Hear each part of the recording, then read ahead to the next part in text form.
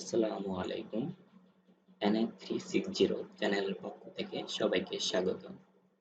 আজকে আমরা দেখব কিভাবে Adobe Photoshop এ আমরা বাংলা টাইপ করতে পারি। তো চলুন শুরু করা যাক।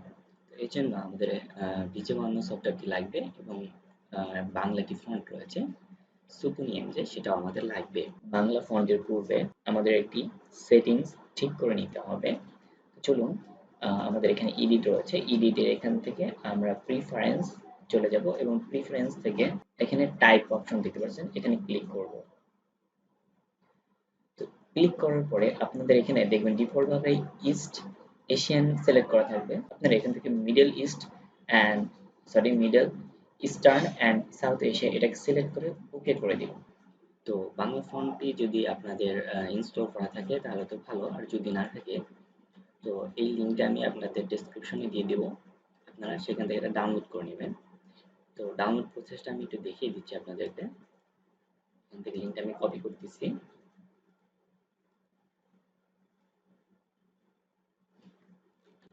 আমি কন্ট্রোল ভি দিয়ে পেস্ট করছি।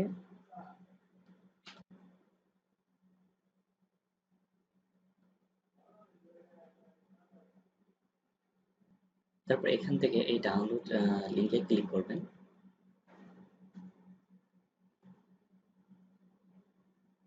খুবই ছোট একটা ফাইল, এখানে ডাউনলোড কমপ্লিট হয়ে গেছে। তো এখান থেকে শো ইন ফোল্ডার, তো এটাকে আমরা এখান থেকে এক্সট্রাক্ট করে নেব।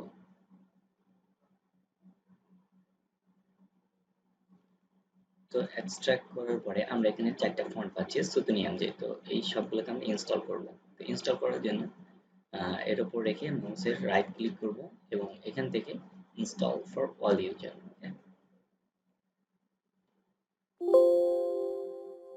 দেখুন এখানে আমাকে বলছে যে দ্য সুতনি বোর্ন already installed, you want to replace it. Okay, যেহেতু আমার আছে সেহেতু আমি এটা আর করলাম না। ওকে, আপনারা এভাবে ইনস্টল করে নেবেন। তো আমি এটা কিন্তু ক্যান্সেল করে দিচ্ছি।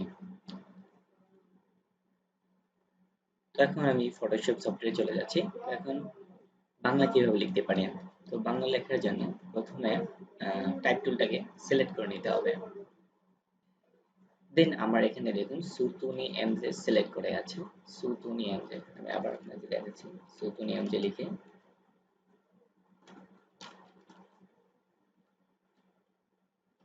দেখুন এখানে চলে আসছে সুতুনি এমজে রেগুলার। তো এটাকে আমি সিলেক্ট করে দেব।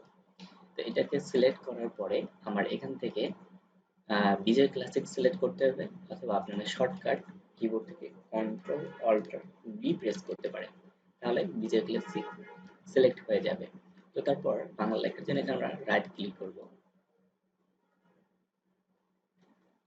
তো এখন আমরা যদি যে প্রেস করি তাহলে দুঃখিত, কারণ আমাদের এখানে কালারটা সাদা এই জন্য দেখতে পারতেছি না। তো এটাকে আমি সিলেক্ট করে কালারটা আমি চেঞ্জ করে দিচ্ছি, ধরুন আমি ব্ল্যাক করে দিচ্ছি, তাহলে তো আপনারা দেখতে পারবেন।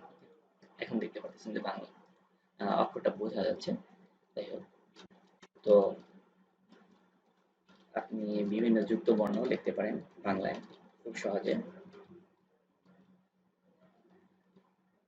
দেন